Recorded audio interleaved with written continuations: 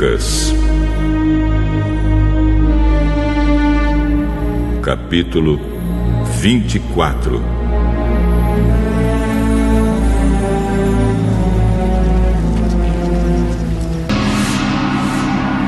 Naquele mesmo dia, 2 dos seguidores de Jesus estavam indo para um povoado chamado Emaús, que fica mais ou menos 10 quilômetros de Jerusalém. Eles estavam conversando a respeito de tudo o que havia acontecido. Enquanto conversavam e discutiam, o próprio Jesus chegou perto e começou a caminhar com eles. Mas alguma coisa não deixou que eles o reconhecessem. Então Jesus perguntou: "O que é que vocês estão conversando pelo caminho?" Eles pararam com um jeito triste e um deles, chamado Cleopas, disse: "Será que você é o único morador de Jerusalém que não sabe o que aconteceu lá nestes últimos dias?" "O que foi?" "O que aconteceu com Jesus de Nazaré. Esse homem era profeta, e para Deus e para todo o povo, ele era poderoso em atos e palavras. Os chefes dos sacerdotes e os nossos líderes o entregaram para ser condenado à morte e o crucificaram. E a nossa esperança era que fosse ele quem iria libertar o povo de Israel. Porém, já faz 3 dias que tudo isso aconteceu. Algumas mulheres do nosso grupo nos deixaram espantados, pois foram de madrugada ao túmulo e não encontraram o corpo dele. Voltaram dizendo que viram anjos e que esses afirmaram que ele está vivo. Alguns do nosso grupo foram ao túmulo e viram que realmente aconteceu o que as mulheres disseram, mas não viram Jesus."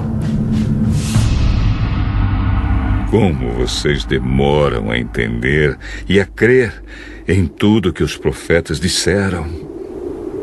Pois era preciso que o Messias sofresse e assim recebesse de Deus toda a glória. E começou a explicar todas as passagens das Escrituras Sagradas que falavam dele, iniciando com os livros de Moisés e os escritos de todos os profetas. Quando chegaram perto do povoado para onde iam, Jesus fez como quem ia para mais longe, mas eles insistiram com ele para que ficasse. "Fique conosco, porque já é tarde e a noite vem chegando." Então Jesus entrou para ficar com os 2.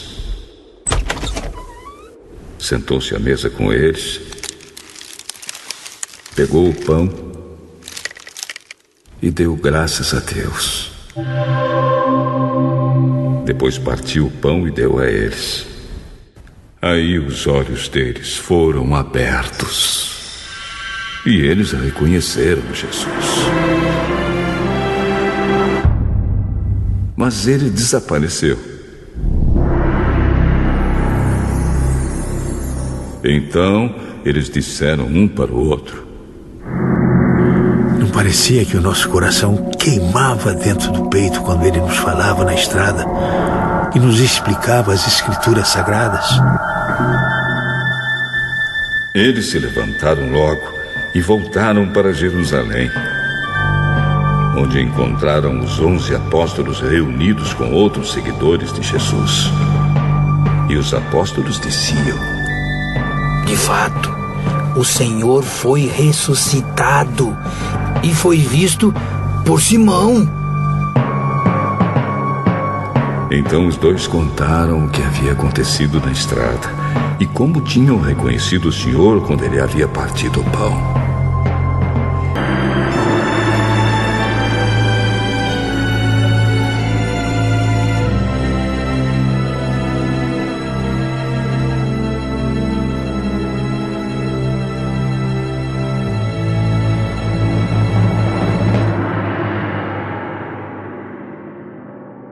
Meus amados, esse texto é um texto bastante conhecido da palavra de Deus e de todos os amados. O Evangelho de Lucas, ele narra com uma precisão incrível esses fatos do caminho de Emaús. Algo extraordinário aconteceu naquela caminhada, e algo comum e errado também aconteceu. Ou basicamente seria assim: algo de errado e comum aconteceu na caminhada, e algo extraordinário aconteceu na caminhada.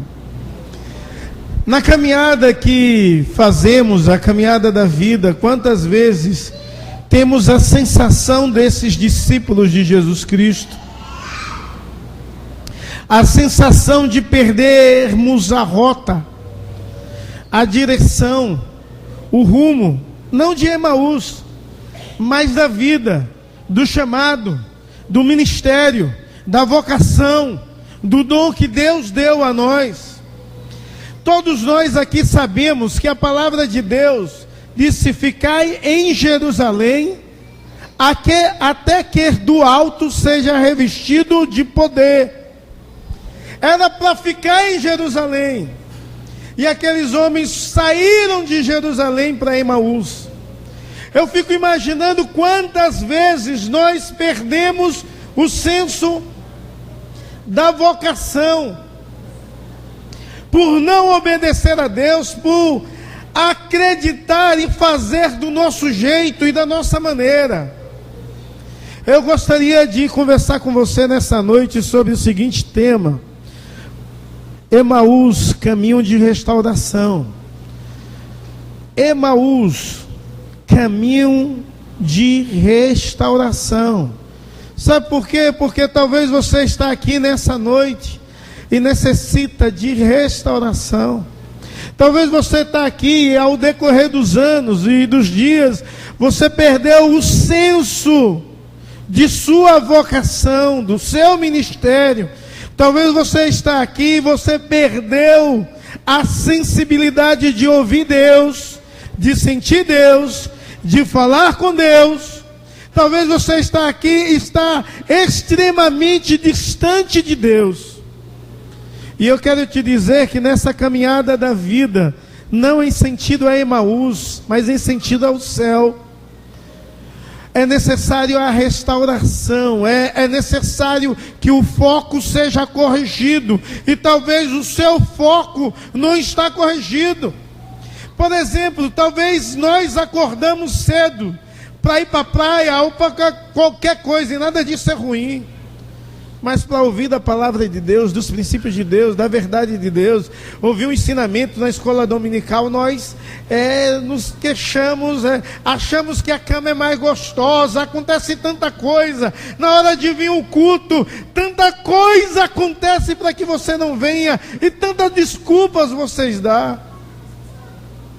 Talvez não lemos mais a palavra de Deus como deveria ler. Talvez não oramos mais como deveríamos orar. Talvez não sentimos mais Deus como deveríamos sentir. Talvez não cremos como deveríamos crer. E se você se encontra dessa maneira, você precisa de uma restauração de Deus. Eu acho que Abacuque compreendia essa verdade, e diante de tudo, de tribulações, ou de tristeza, ou de acontecimentos e adversidades que acomete o povo de Deus precisa de avivamento no decorrer dos anos, para poder enxergar com clareza Deus, a ordem de Deus, os princípios de Deus e a verdade de Deus. Emaús, caminho de restauração. E talvez você está andando pelo caminho da jornada da vida até os céus, e você precisa de uma restauração de Deus. Esse texto, ele nos ensina, através de 5 pontos, como Deus age em favor do seu povo, para trazer restauração à sua vida, para trazer restauração ao seu coração de uma forma extraordinária. Então, quando diz o texto que quando eles saíram de Jerusalém e iam conversando a respeito dos acontecimentos da morte e da crucificação de Jesus Cristo, toda a esperança que eles botaram em um reino davídico ser instaurado tinha sido frustrada naqueles momentos, na ótica, na visão daqueles dois. E Jesus Cristo se aproxima deles e diz assim: o que perturba vocês? Sobre o que vocês vêm conversando? E eles falaram que eles conversavam a respeito de Jesus Cristo, que foi morto e crucificado, e ficaram espantados, porque aquele homem que estava com eles não sabia dos acontecimentos que havia acontecido em Jerusalém há 3 dias atrás. Depois deles decorrer tudo a respeito de Jesus Cristo e da sua morte, eles disseram ao próprio Jesus: nós esperávamos que fosse esse. Esperávamos que fosse esse que iria redimir Israel. Esperávamos que fosse esse que ia trazer ordem à política nacional da nação. Esperávamos que fosse esse que iria restaurar o trono de Davi e mudar a história do nosso povo que está oprimido pelos romanos. Esperávamos isso, mas não foi ele, porque 3 dias se passaram e nada aconteceu. E na ótica daquele período, um morto após 3 dias, não havia possibilidade nenhuma de ressurreição. E o Senhor Jesus, naquele diálogo, diz bem assim: vocês têm dificuldade de entender.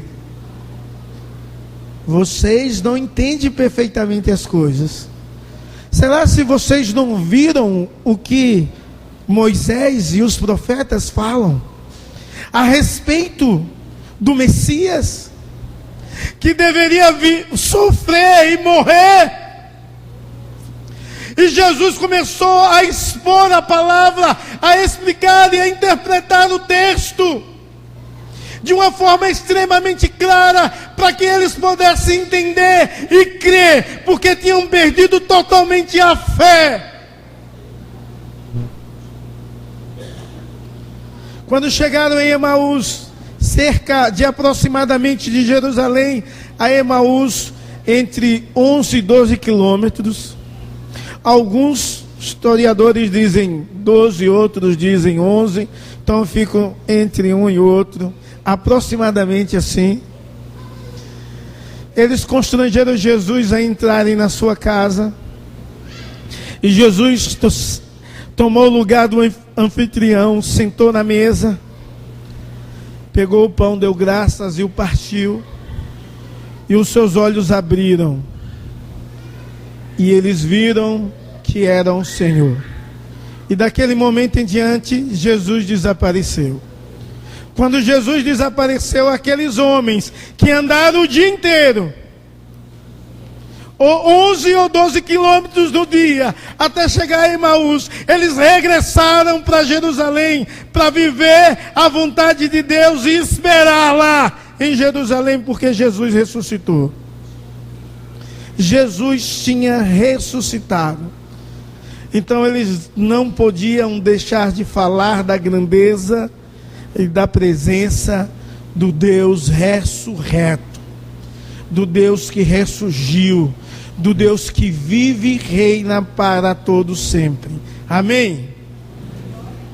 Caminho de Emaús, caminho de restauração. A restauração em meio à caminhada da vida se dá a partir do encontro de Jesus com os discípulos. Pastor, que é isso? Os discípulos já conheciam Jesus, sim. Mas aquele encontro mudou toda a história. Porque talvez você conhece Jesus Cristo, mas está distante de Jesus.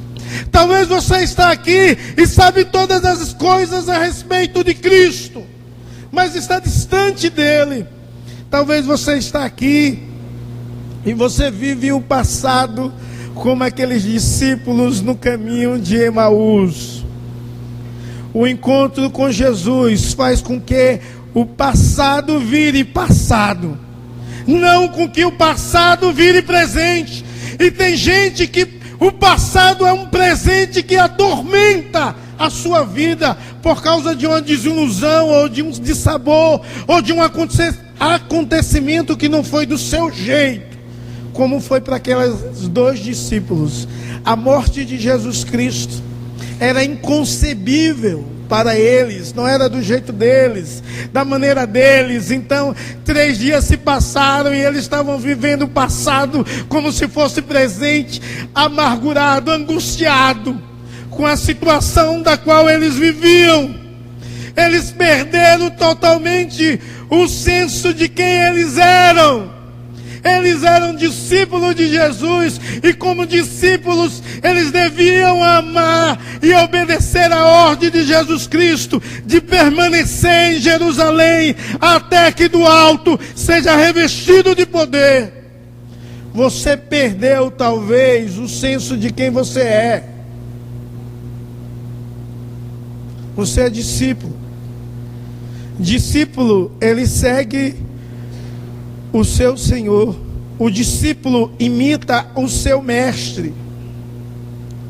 O discípulo obedece o mestre e vive para a glória de Deus.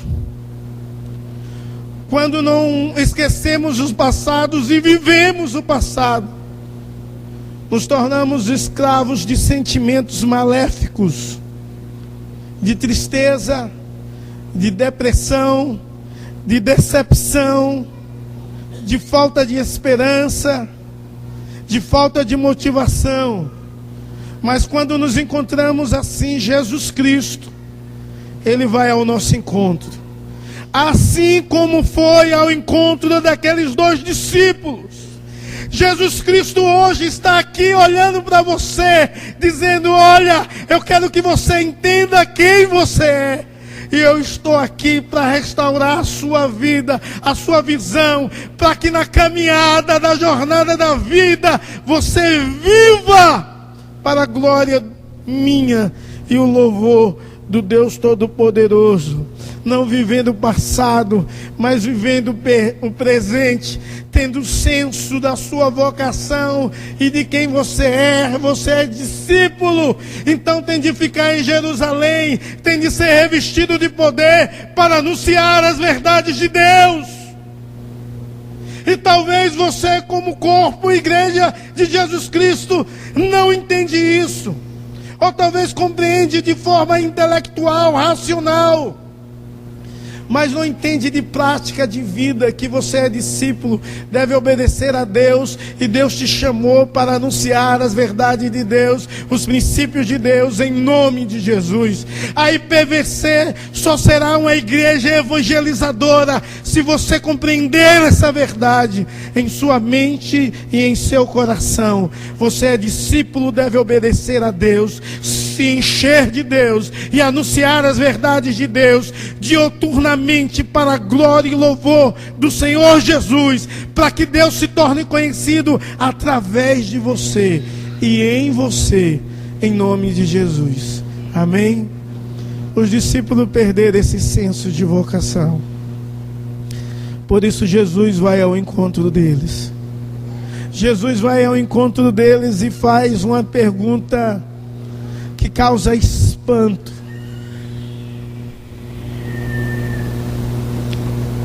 Uma pergunta que deixa os discípulos assustados, porque o que vocês vêm conversando? O que preocupa vocês? Verso 17. Essa pergunta faz com que os discípulos fiquem admirados e diz: como você não sabe do que aconteceu? E começa a falar do que ocorreu. E começa a dialogar com aquele que fez uma pergunta, somente uma pergunta, que demonstrou quão míope a visão dos discípulos era. Tão desfocada era a sua visão e o seu senso de vocação, porque eles não só sabiam não só sabiam quem eles eram, mas também eles não sabiam quem era Jesus. Algo tão fácil, tão simples. Quem é Jesus? Eles não sabiam isso. Quando você lê a palavra de Deus nesse diálogo e vê o versículo 21, eles dizem que acreditavam que Jesus ia redimir, mas 3 dias se passaram e nada aconteceu. Eles não tinham uma visão clara que Jesus era Deus.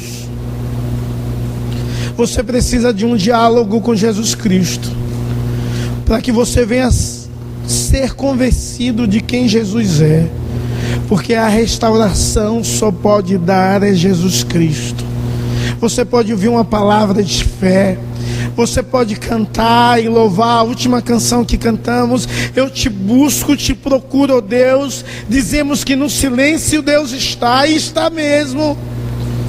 E você busca a Deus. Se você não tiver esse senso de quem é Jesus, você perde tudo. No diálogo eles demonstram que eles não sabem quem eles são e também não sabem quem Jesus é. Eles dizem: achávamos que fosse, mas agora não cremos mais nisso. Quer dizer que Deus só é Deus quando faz o que você pensa, quando age do seu jeito, quando é da sua forma, do seu jeito, do jeitinho que você aprendeu. Você acha que Deus é encaixotado? Deus age da forma que Ele quer, do jeito que Ele quer, e Ele age porque Ele é Deus. A pergunta levou a revelar o coração daqueles discípulos. E sabe, o coração dos discípulos havia muita tristeza no coração, e o texto diz isso. O coração dos discípulos havia muita decepção, porque não conhecia os projetos, os planos de Deus, e no coração deles não havia esperança. Mas o que há no seu coração? Talvez no seu coração há muita mágoa, talvez no seu coração há muito rancor, talvez no seu coração há muita falta de perdão, talvez no seu coração há muita falta de fé, talvez no seu coração há muita falta de esperança, talvez no seu coração lateja decepção e decepção, porque você não entende os desígnios de Deus, e algumas situações acontecem e você diz: por que Deus? Por que isso? Porque o Senhor não mudou essa história? Porque o Senhor não agiu? Talvez o seu coração está cheio disso. E uma pergunta que inquieta o nosso coração nessa noite, assim como inquietou os discípulos, diz: por que o seu coração está assim? Por que você está tão agitado? Será se você não compreende que Deus pode acalmar a tempestade, que Deus pode transformar o coração do homem, que Deus pode mudar as coisas, que Deus pode fazer um milagre, que Deus pode ressurgir a esperança de Deus no coração, que Deus pode ressuscitar o morto, porque Ele é Deus? Porque o seu coração está assim? Jesus Cristo fez a pergunta e deixou com que os discípulos abrissem o seu coração diante dele. E eles contaram tudo o que eles sentiam e tudo o que eles acreditavam, toda a esperança que eles tinham, que foi lançada no mato, na ótica, na visão deles. Você precisa abrir o seu coração para Deus. Você quer restauração? Aprenda a ter um diálogo com quem pode. E Deus pode restaurar a sua vida. Então abre o seu coração, diga a Ele como você se encontra, mas permita que Ele continue agindo e transformando a sua história e a sua vida. Deixe Ele ser Deus, Senhor. Entenda que Ele é o Messias, É Ele que restaura o reino davídico. É Ele que restaura o reino de Deus. Deixa que o reino dele seja restaurado em sua vida, para que a restauração venha acontecer. Mas há tanto rancor, há tanta raiva, há tanta irritabilidade, há tanta ira. Abre o seu coração diante de Deus. O coração daqueles homens estavam tão incrédulos que nem pelos testemunhos das mulheres que foram ao túmulo e viram o anjo que diz: olha, o que vocês procuram aqui entre os mortos, ele não está mais aqui, ele ressuscitou. Mesmo ouvindo o testemunho, não acreditaram. Mesmo alguns discípulos indo lá e olharam que a pedra estava removida e não tinha mais corpo, nem assim eles acreditaram. Talvez você está tão cético, tão distante de Deus, e Deus está andando com você e você não tem atentado para isso. É necessário voltar-se à palavra de Deus. E o Senhor Jesus ensina aos discípulos: volta à palavra. E ele prega Moisés. Como Deus usou Moisés, como Deus usou os profetas, os salmos, como Deus usou todo o texto, todo o cânon do Antigo Testamento. Ele expõe tudo naquela caminhada e diz: tudo isso apontava para o Cristo, tudo isso convergia no Cristo. Você quer restauração? Volte-se para a palavra de Deus. Viva a verdade de Deus. Viva os princípios de Deus. Viva tudo que Moisés falou, tudo que os profetas falou, tudo que os apóstolos falou. Viva a verdade de Deus continuamente. Não os seus pensamentos, não a sua vontade, mas sim a vontade de Deus. E quando você vive a vontade de Deus, a sua história muda. Deus transforma tudo. Deus transforma a sua vida, o seu coração. Mas se isso não for o bastante, mesmo recebendo uma repreensão de Cristo, dizer: você não está entendendo ainda, eu quero te dizer uma coisa. Deixa que Jesus entre na sua casa. Chama Jesus para entrar na sua vida.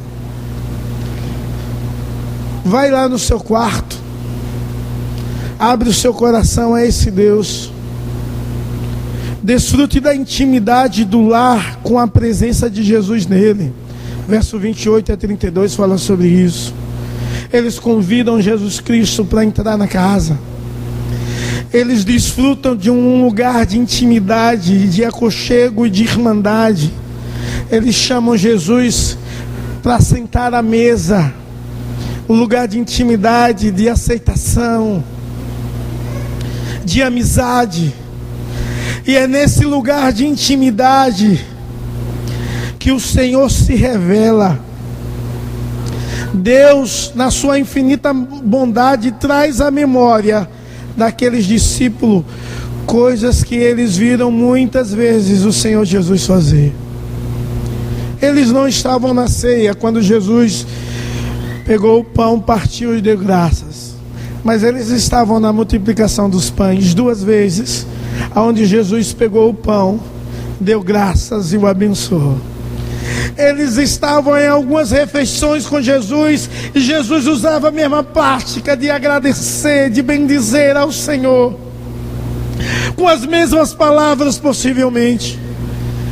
E ali abriram os olhos dele, e eles viram Jesus.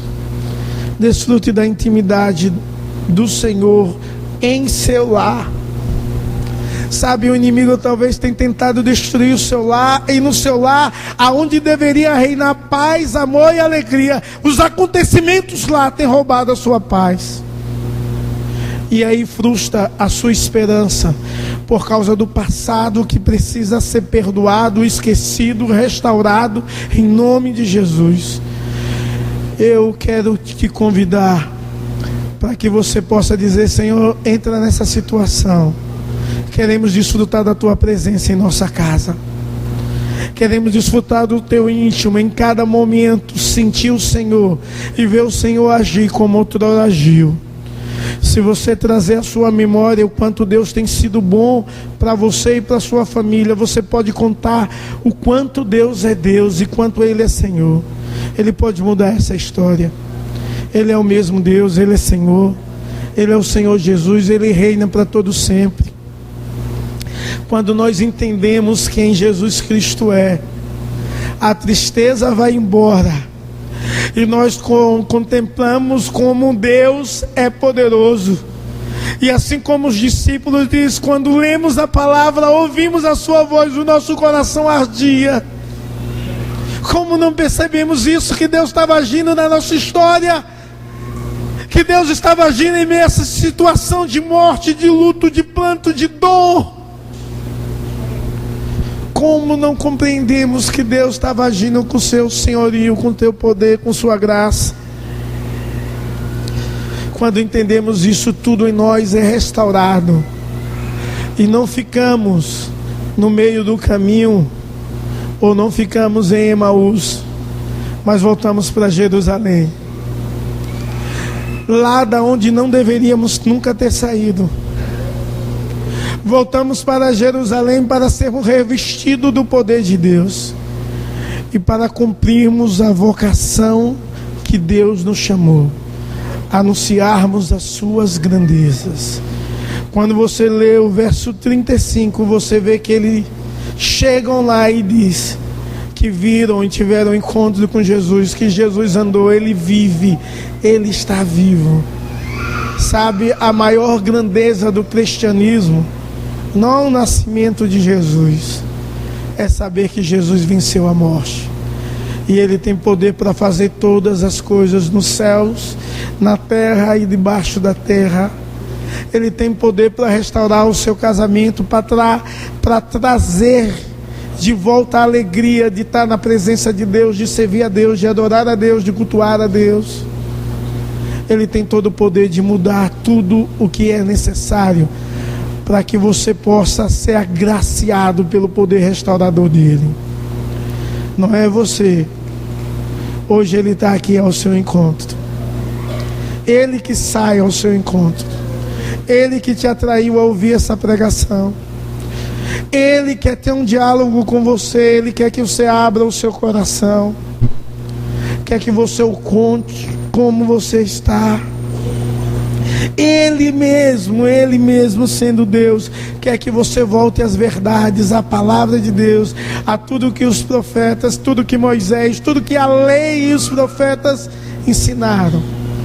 Ele quer que você viva a verdade de Deus. E talvez você está tão distante da palavra de Deus, você não lê mais, você não vive mais os princípios de Deus, e você quer ser abençoado, mas tão distante da realidade de Deus para a sua vida.